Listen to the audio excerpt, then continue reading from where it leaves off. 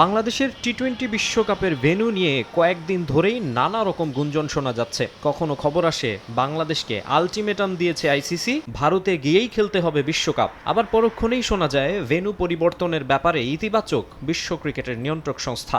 বাংলাদেশের নিরাপত্তা শঙ্কার বিষয়টি নাকি আমলে নিচ্ছে তারা, তাই চাওয়া অনুযায়ী শ্রীলঙ্কায় ম্যাচ আয়োজনের সম্ভাবনা রয়েছে। যদিও আনুষ্ঠানিকভাবে আইসিসি থেকে এখনো কোনো সিদ্ধান্ত জানানো হয়নি, বিসিবি অপেক্ষায় চিঠির জবাবের। বাংলাদেশ ক্রিকেট বোর্ড কর্তারা আগেই জানিয়েছেন সোম-মঙ্গলবারের মধ্যে আইসিসি থেকে ফাইনাল ডিসিশন পাবেন। যদি শর্ত মানা না হয় তবে বিশ্বকাপ বয়কটের মতো সিদ্ধান্তও নিতে পারে বাংলাদেশ।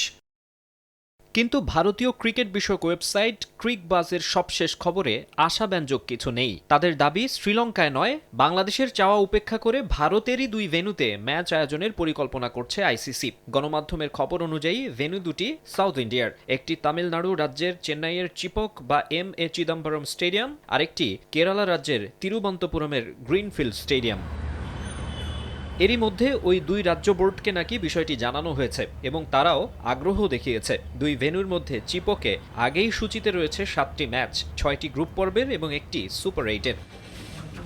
মূলত বাংলাদেশের গ্রুপ পর্বের 4 ম্যাচের ভেন্যু ছিল কলকাতার ইডেন গার্ডেন্স ও মুম্বাইয়ের ওয়াংখেড়ে স্টেডিয়াম। তবে মোস্তাফিজকে আইপিএল থেকে বাদ দেয়া ইস্যুতে উত্তপ্ত হয় পরিস্থিতি। বাংলাদেশি কোনো ক্রিকেটারকে ইন্ডিয়ান প্রিমিয়ার লিগে খেলানো হলে স্টেডিয়ামে হামলার হুমকি দেয় উগ্রপন্থীরা। কলকাতা নাইট রাইডার্সের মালিক শাহরুখ খানকে দেশদ্রোহী ট্যাগ দিতেও ছাড়েনি তারা। এরপরই নিরাপত্তা নিয়ে উদ্বেগ প্রকাশ করে বিশ্বকাপের জন্য ভারতে দল পাঠাতে অস্বীকৃতি জানায় বাংলাদেশ। বাংলাদেশি প্লেয়ারকে অপমান করায় এদেশে আইপিএলের সম্প্রচারও বন্ধ ঘোষণা করে অন্তর্বর্তী সরকার।